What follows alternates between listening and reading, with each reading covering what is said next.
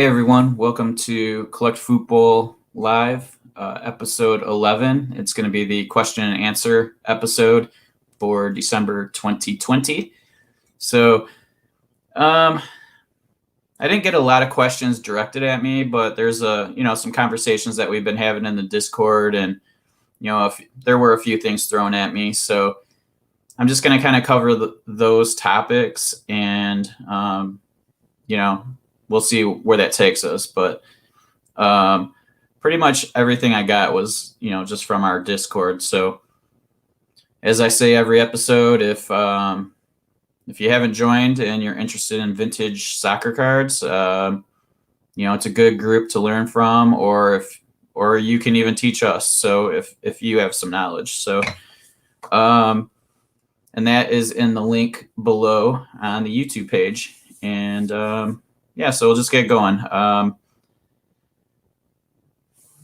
guess the first one that I was asked about was to explain the grading system for PSA. The whole thing was basically, kind of what their process is. And then the person asking the question has been hearing horror stories of how the graders get it so wrong. And, basically the follow-up is, how can we have any trust in these graded cards?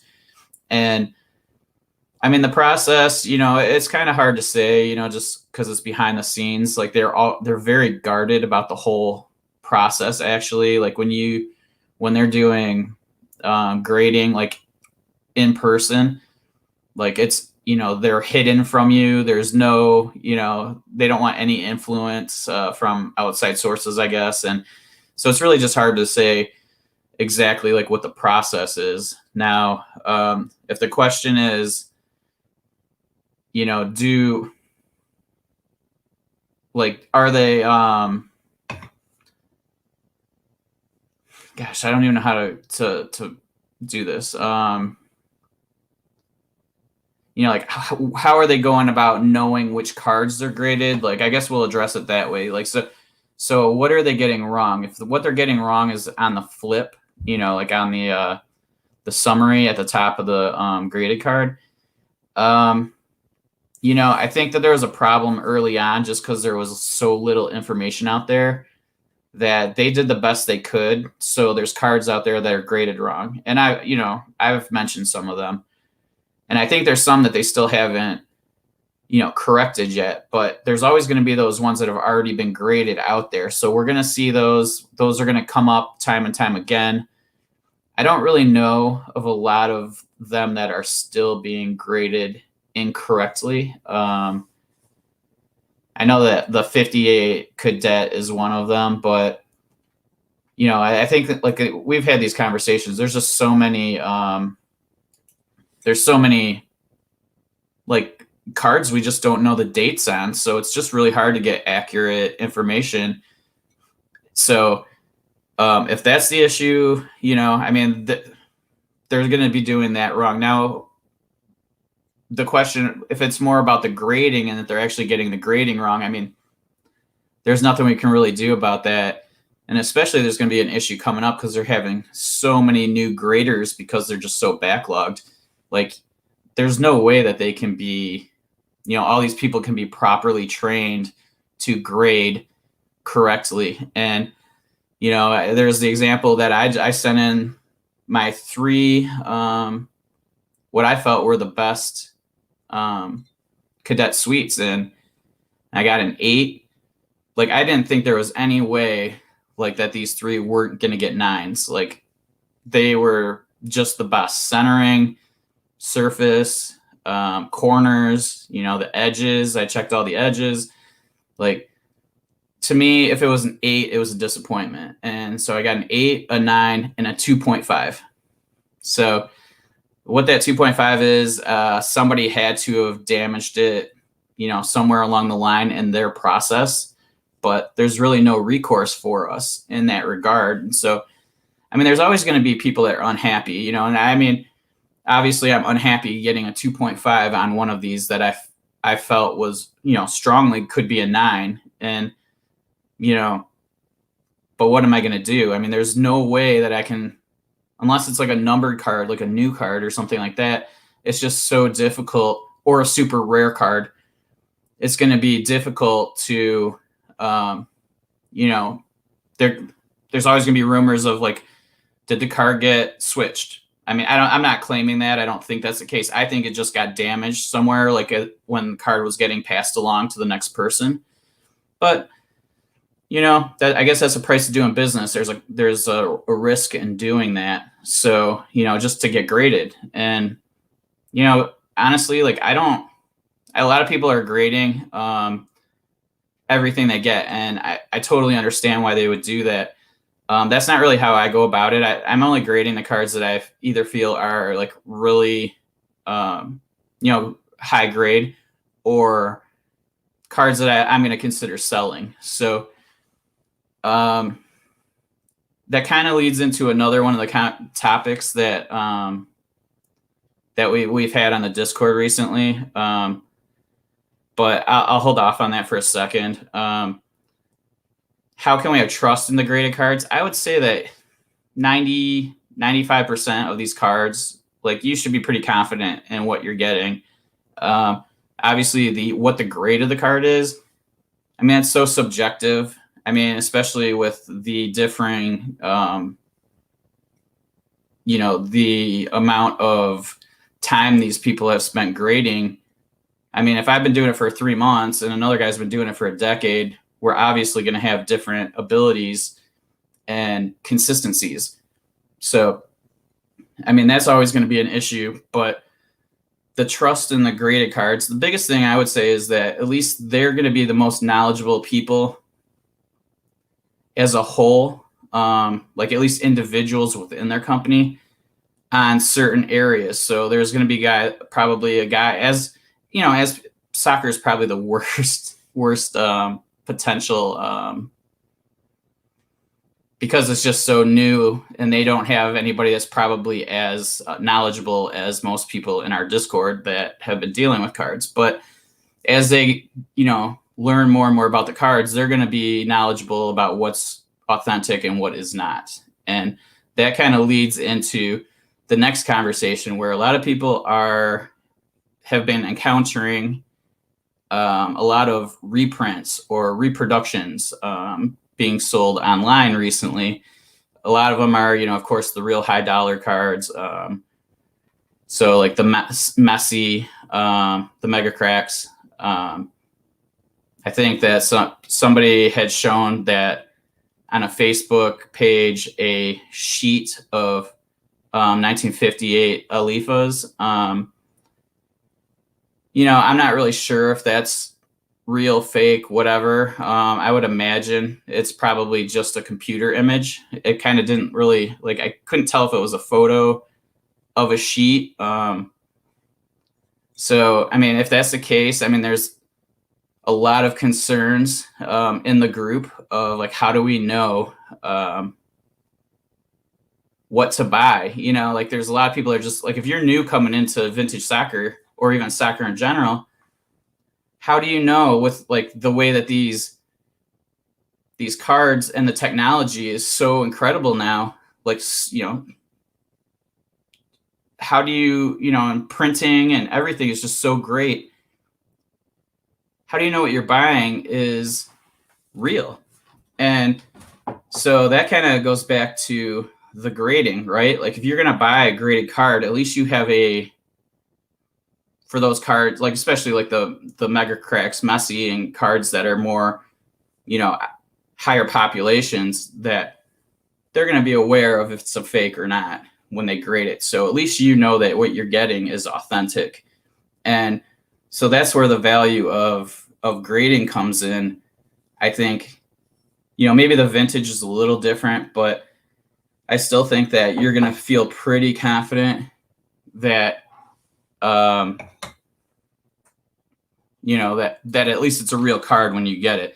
And so, with me saying, well, I don't really grade most of my cards, I'm almost rethinking that a little bit, because as more and more cards get, faked, and if it's that easy to do nowadays, you're not going to be able to sell anything unless it's graded, because it's just, nobody's going to be confident in what you're selling. I mean, fortunately for like most people, like, I have a really good feedback on eBay, so that's going to be easier for me to sell something.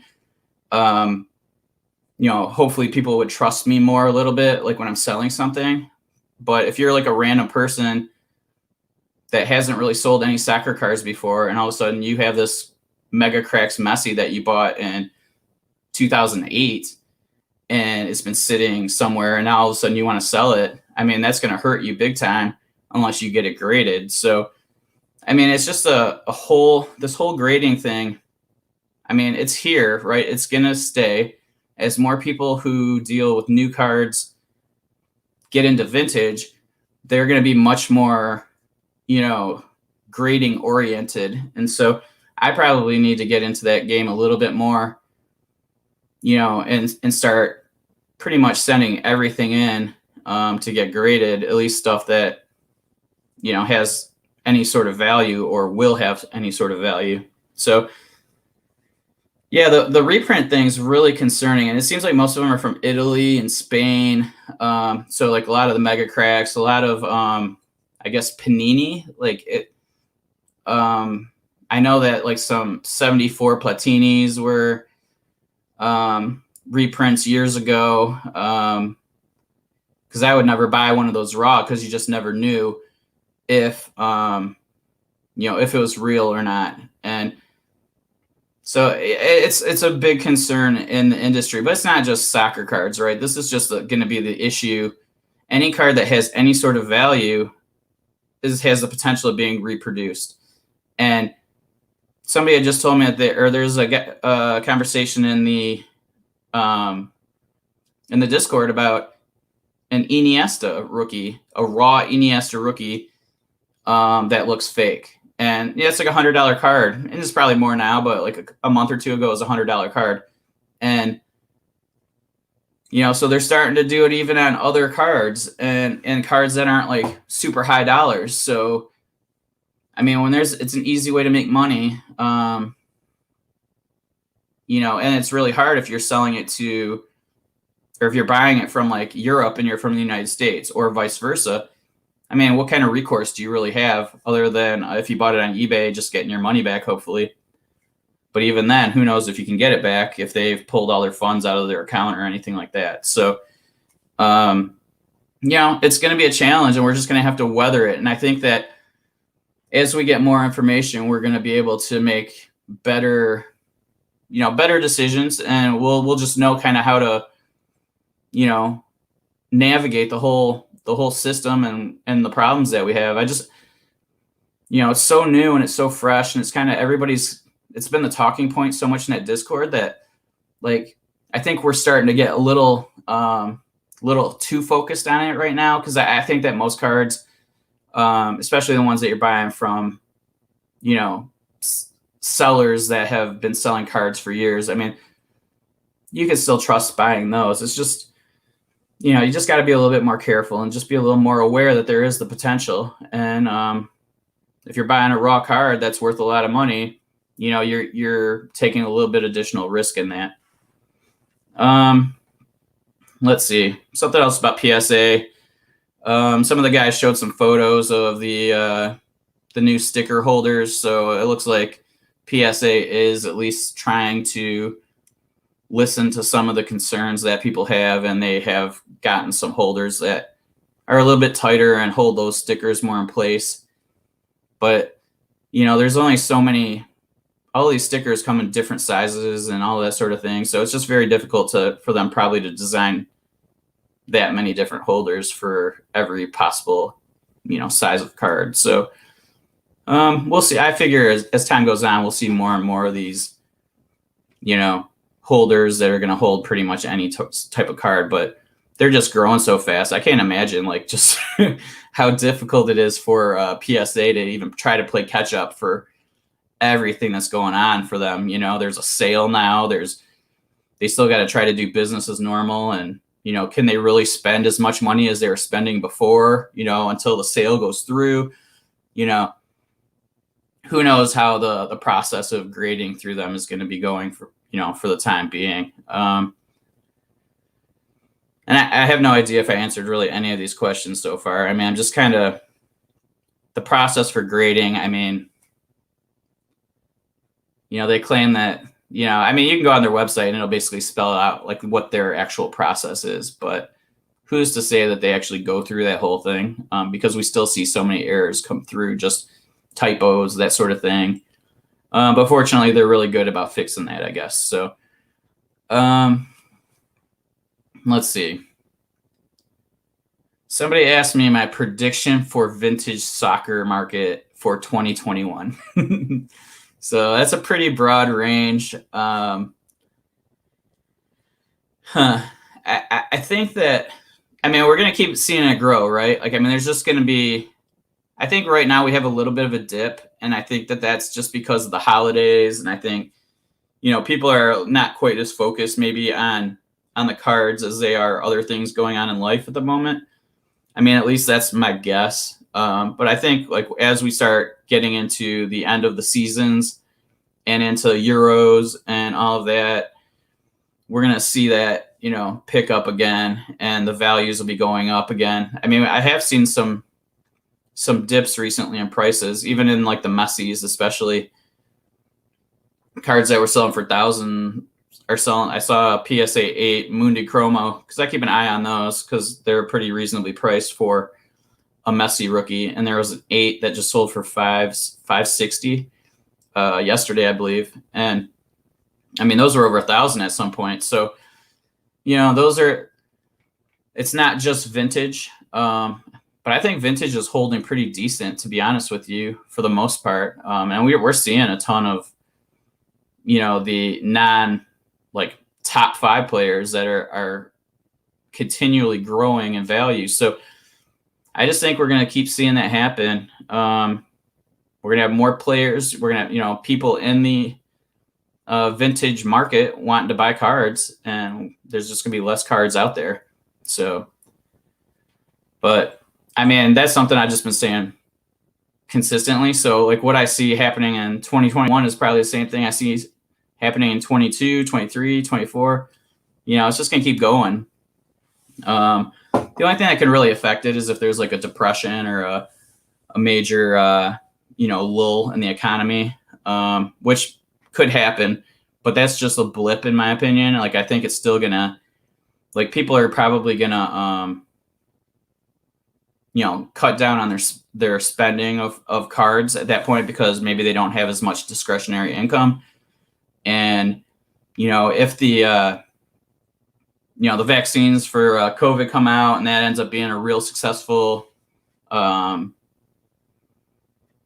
everybody just can go out and do their own thing again, and maybe they are now going out and socializing, and maybe people, going to sporting events and going to theater and going to concerts, and, they're spending their money different ways. Maybe we see a little bit of a dip in value in cards just because people's entertainment dollars are going back into what their normal lives were before COVID. But still, I don't think that that's going to affect a long-term, value of these cards, because there are more people interested in it now. And I think that, I mean, I can't predict, how this vaccine or how people are going to, spend their money. But I mean, we could see people, truly just say, well, now I'm going to go to, to see U2, or I'm going to go to whatever, and rather than buy this card. So, I mean, that's something that, people are going to get back to life at some point in time, and we're going to lose people that don't, people aren't going to be spending money because there's other things that are important to them. But there's still going to be a lot of people that, these soccer cards are a big deal to them, and they're still going to be looking for those cards. And I mean, it's going to be more, in 2021 than there was in 2019. So even if a bunch of people end up going back to spending, their normal spending habits, not putting their money into cards. So, I mean, that's kind of at least the topics that I had taken note of from the Discord. It's kind of cool. A lot of the people in there are just, they're sharing some of their collection now. We've made a section just to share, cards that are in your collection. They're not for sale. So people are just showing off, some pretty incredible cards. And, it's fun to see people excited when they get something in the mail and all that sort of thing. And, yeah, I mean, it's been 20 minutes.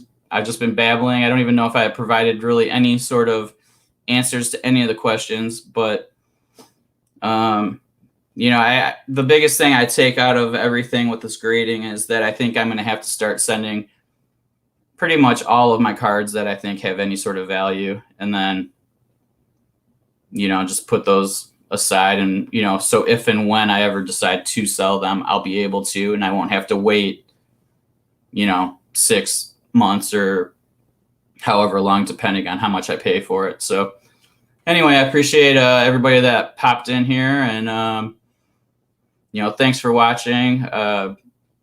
If you're listening on podcast, please rate and review. If you're on YouTube and you want to, catch the next episodes, click the bell so you get an alert. And yeah, that's it. Appreciate it. And I'll talk to you guys next time.